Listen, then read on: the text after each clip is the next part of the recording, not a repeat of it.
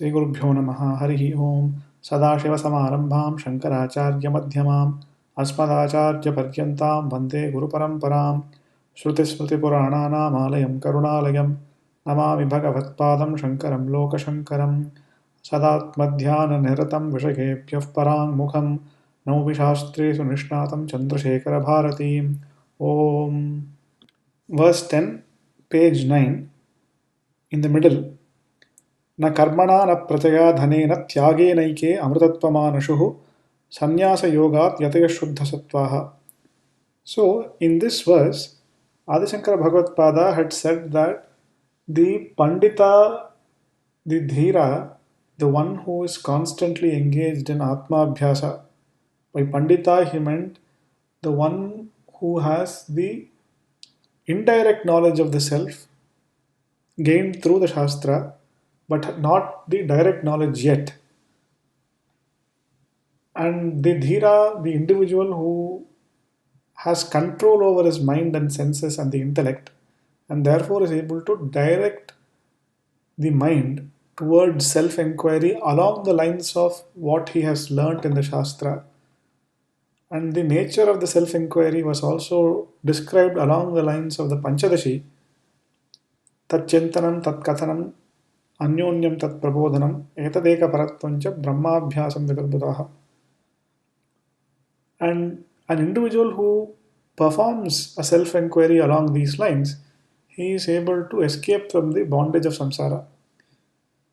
Now, a doubt was raised in the previous class where Sarvasankalpa Sannyasa was spoken.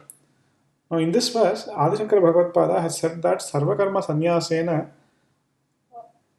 one attains jnana and therefore frees oneself from the bondage of samsara. This was said in the verse.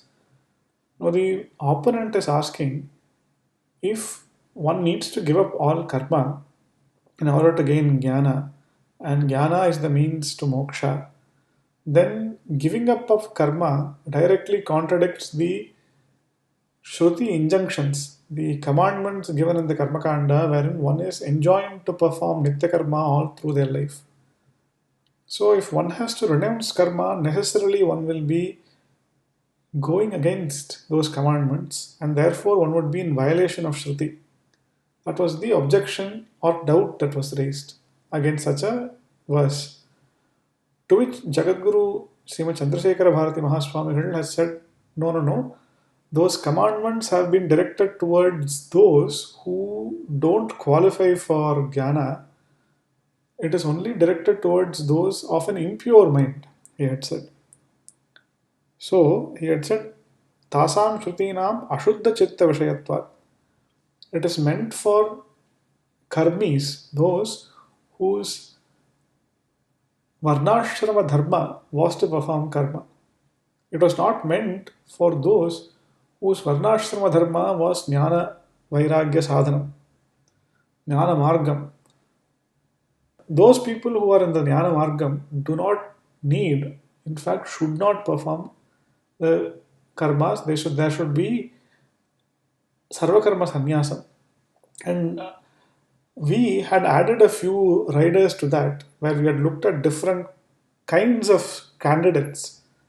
Those who are performing these rituals for material benefits, they must continue to perform rituals because they need to graduate from performing rituals for material benefits to performing as karma yoga, as a dedication to Ishvara, Ishvararpana Buddhi.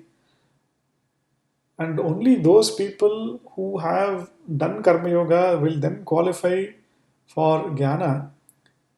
And even there, if one is unable to take up ashrama sannyasa and is a grihastha or a brahmachari, they must continue to perform their karma while they are doing shravanam, mananam, and nididhyasanam.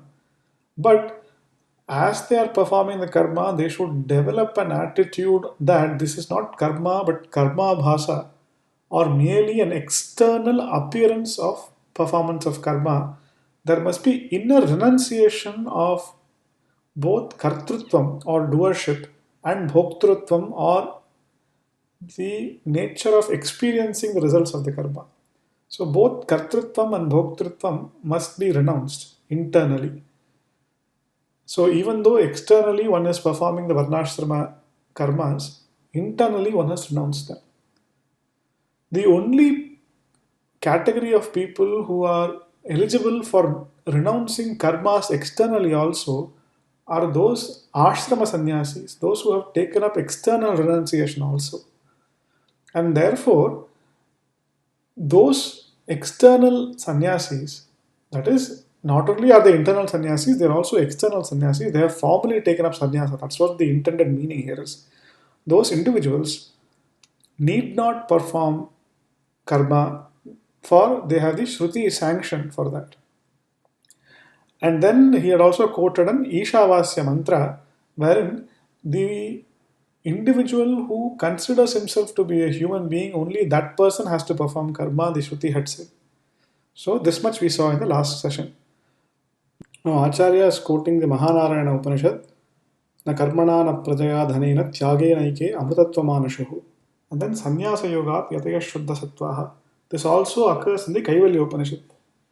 So essentially this mantra is saying, na karmana moksha or amritatvam in this mantra is not attained by karma because the nature of karma is not inimical or contrary to the cause of mortality or samsara. The cause of samsara is ignorance, and karma does not remove ignorance. Only knowledge, which is the opposite of ignorance, can remove ignorance.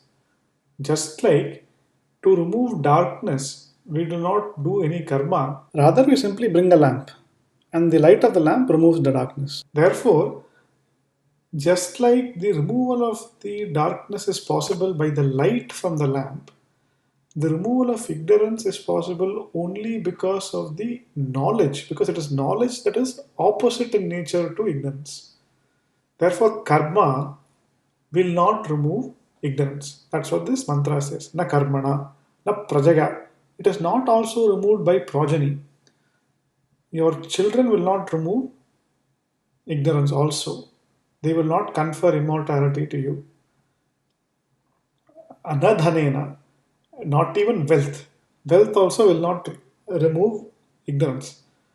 We had looked at the Maitreyi Brahmanam previously, where Yagyavalkya had told his wife Maitreyi, Amritatvasya nashasti vittena. There is no scope or hope for Amritatvam or immortality through wealth. And the same idea is conveyed in this Mahanarayana Upanishad mantra also. Na karmana na prajaya na dhanena tyage naike amritatvamanashuhu. It is only possible by tyagam or renunciation. Essentially, sannyasashrama wherein jnana is cultivated, jnana is gained. It's only that such a sannyasashrama, such a renunciation of rituals, of kartritvam, bhoktritvam, only that will lead to immortality. And the tyaga extends to the very notion of embodiedness.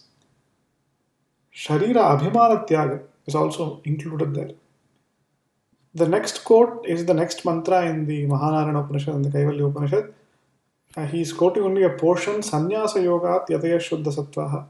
The entire mantra is Vedanta Vijnana Sunishchitarthaha Sannyasa Yoga Yataya Shuddha Sattvaha Te Brahma Loke Tupara Antakale Paramata Parimuchanti Sarve. So there, the Sannyasa Yoga Yataya Shuddha Sattvaha is being referred to here. And here, Jagadguru Srimad Chandrasekhara Bharati Mahaswami is saying that it is those individuals who have taken up sannyasa ashrama, or alternatively, we can also interpret as those who have renounced karma internally, and those who have purified their intellects. It's they who are capable of crossing over the ocean of samsara through gaining knowledge. And then Acharya quotes from the Mundakopanishad, Plavahyete adhrida yagya rupaha ashtadashoktam avaram yeshu karma etachreyo yebhinandanti moodhaha jaramrutyum te punarevapi yanti. Essentially, what the Mundakopanishad mantra is saying that these karmas and their results are plavaha, they are subject to destruction, they are essentially adridha, that is, they are fundamentally unstable. The yajna karma, that is, the karmas such as yajnas, etc., great sacrifices, etc., are essentially subject to destruction, they are fundamentally unstable. Therefore, the results that accrue from these karmas, they are also subject to destruction, they are also unstable. And he describes the yajnas as ashtadashoktam. That is, it is of the nature of ritual which contains 18 factors. And these 18 factors are the 16 priests, the Yajamana and his wife. So there are the 16 ritiks in every sacrifice, each belonging to the each Veda, and alongside the Yajamana and the wife. So they're called Ashtadashoktam Avaram Yeshu Karma or Ashtadasha Yagyarupa. That is, they contain 18 factors, and therefore the karma is also known as avara. It is not a superior, it's an inferior means because it does not lead to a stable eternal result. Those deluded ones who consider these finite means to be superior will constantly keep traveling between birth and death. They will constantly be subject to jara, which is old age, and mrityu, which is death. They will constantly be in the cycle of samsara, taking one body after the another. So Acharya then quotes from the Aitareya Aranyakam, Kimartha vayam adhyeshyamahe, kimartha vayam yakshamahe. That is, why should we study the Vedas? Why should we perform the scriptures, etc.? So these are all statements of those who are in the Jnana Marga, the sannyasis, those who are desirous of liberation or those who have attained liberation already. Meaning that they are not being quoted or stated in the Shruti not with the view of deriding karma, rather they are being stated in the Shruti from the point of view of jnana. So, this is the case of Nahininda Nyayam, wherein we are not performing ninda or we are not putting down something to say that karma is inferior. No, the purpose of is not that. The purpose is to show how karma is not required for the jnani and karma should be renounced by those who are in the jnana marga. So that is the purpose. It is not to say that karma has no place or no utility. So this is a case of what is known as Nahininda Nyayam, which is a Nyaya in Purva Mimamsa. So Acharya says, Etachreyo yebhinandanti moodaha jaramrityum te punarevapi yanti किमर्था वयम् अध्येष्यामहे किमर्था वयं यक्ष्यामहे इत्यादिना कर्म संन्यासस्यापि विहितत्वात् निन्दितत्वाच्च कर्मणः. So these two Shruti statements, Plavahyete Adrudayagyarupaha and the Kimartha Vayam Adhyeshyamahe, the former mantra is essentially saying that karma is inferior, it is finite, it is subject to destruction, therefore the results are inferior, finite, and subject to destruction. The latter mantra from the Aitareya Upanishad essentially presents the worldview of the Jnani who says that he is beyond the injunctions of the Veda and therefore he has nothing to be gained through following the Vedic karma. And therefore Acharya is saying that these statements indicate that the intention of the Shastra is to praise Sarvakarma Sannyasa ultimately with the view of leading from there to Jnana, and it is doing that by eulogizing Sarvakarma Sannyasa and by censuring karma And that censure of karma also is not an absolute censure, it is essentially a relative one.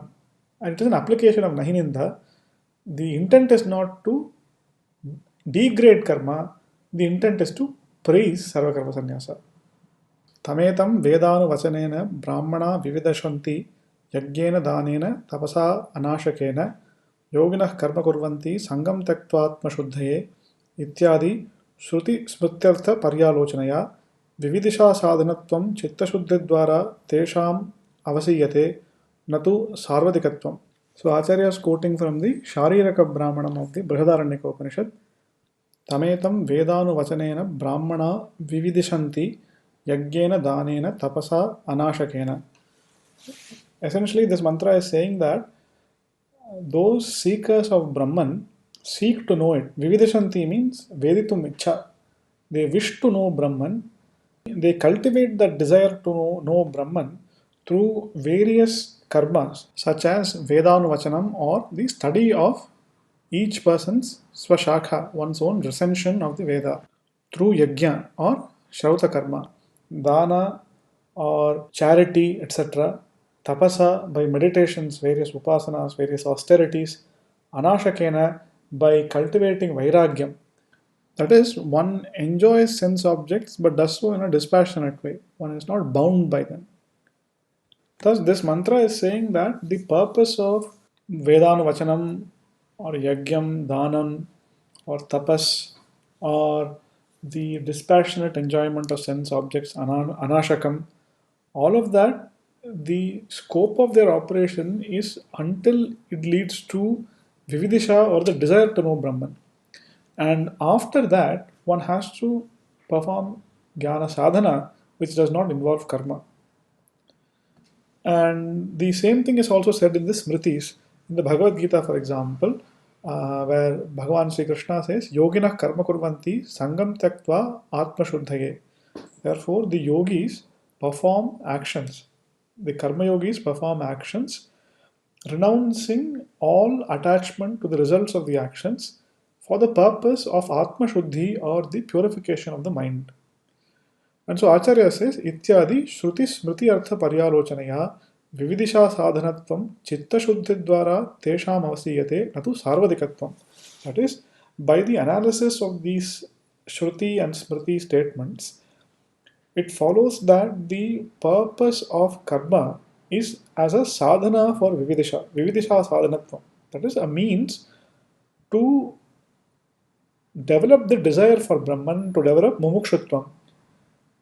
And the mechanism by which performance of karma leads to Vividisha is through Chitta Shuddhi Dwara, or the purification of the mind. And therefore, that is the extent to which they can go. Tesham avasiyate natu sarvadikatvam. This does not mean that one has to constantly, eternally perform karma. Their purpose is valid, they have an important purpose, but one must understand that purpose and use it within that limits. One should not exceed the limits of what is possible with karma. Because as the Mundaka Upanishad says, Nasti akritah kritena. Tatha sati yad ahareva virajet tad ahareva pravrajit ityadi sanyasa vidhayaka vakya vyakopapattehe karma ninda anupapattescha. So Acharya here is saying, if it was really true that one had to perform karma throughout one's life, and that was a universal rule that applied to everybody, whether they are on the path of karma or whether they have come to Jnana Marga, then all the Shruti statements that enjoin one to take up sannyasa ashrama and all those Shruti statements that censure karma would end up becoming invalid and meaningless. And so he gives an example from the Jabala Upanishad, which says, Yad ahareva virajet tad ahareva prabrajet, meaning the instant one develops vairagya or dispassion, that instant itself one must immediately take up sannyasa, must renounce all karma. So that is a statement, an injunction for taking up sannyasa as an ashrama for one who has developed intense vairagyam. Now, such a statement would become invalid because that individual who has taken up sannyasa would not be able to do karma, and therefore, to rescue that statement from becoming meaningless, we have to admit that the object of the two statements, that you must perform Agnihotra all through your life and that you must immediately renounce all rituals and take up sannyasa ashrama, are meant for two different people. Similarly, all the Shruti statements like Plavahyete, Adrida, Yajnarupaha, etc., with censure karma, which say that karma's results are finite, they are unstable, such mantras also would end up becoming meaningless because Shruti on the one hand is saying you must perform Agnihotra every day, and on the other hand, it's saying that the results of Agnihotra are finite. The natural question is going to be, why is the Shruti asking me to do something which is unstable, finite, which is not going to give me joy? Therefore, to rescue that, it has to be admitted that the purpose of these two statements, the object or the individual to whom it has been directed, it is not one person, rather, it is two different people. The karmas that have to be performed by individuals all through the life have been directed to those people for whom dharma is the main aim in life, who do not have the desire to know Brahman yet, who are still operating in the sphere of ignorance. Whereas the statement, give up rituals immediately and take up sannyasa ashrama, has been directed to one who primarily focuses on moksha and whose interest and life has been dedicated to it, and one who is on the path of knowledge, which is inimical to ignorance. अत एव च अग्नि इंधनादि अनपेक्षा सर्वापेक्षा च यज्ञादिश्रुतेः अश्ववत् इति च सूत्राभ्याम् अयमेव अर्थो भण्यते. So Acharya is referring to the Agni Indhanadhyadikaranam of the Brahma Sutra, which occurs in the third Adhyayam, where the Sutrakara is saying that Atha eva, therefore, and hereby therefore is referring to a previous sutra wherein it was established that the means to moksha is knowledge. And so the summary is occurring in this sutra. Therefore, because the means to moksha is knowledge, the one who is a sannyasi has no apeksha or requirement to perform Agni Karya like Shrota Karma, etc. And therefore, he does not have the requirement to light up the fire, Agni Indhanam. And in the very next sutra, the Sutrakara is saying, Sarvapeksha cha yajnadi shrutehe ashravate. Just because the sannyasi does not have the necessity to do Agni Karya in the sannyasa ashrama, it does not mean that the other rituals have no purpose in the generation of jnana. They do have a purpose, but it is not a direct relationship. That is, karma does not produce moksha. Karma aids in the generation of jnana because in the previous ashramas one should have performed the karma so that chitta shuddhi or purity of mind is attained. And therefore, there is sarvapeksha. All religious actions that have been mentioned in the Vedas, like the Ashwamedha Yaga, etc., all have their own purpose, and their purpose is to create the conditions necessary for the rise of jnana.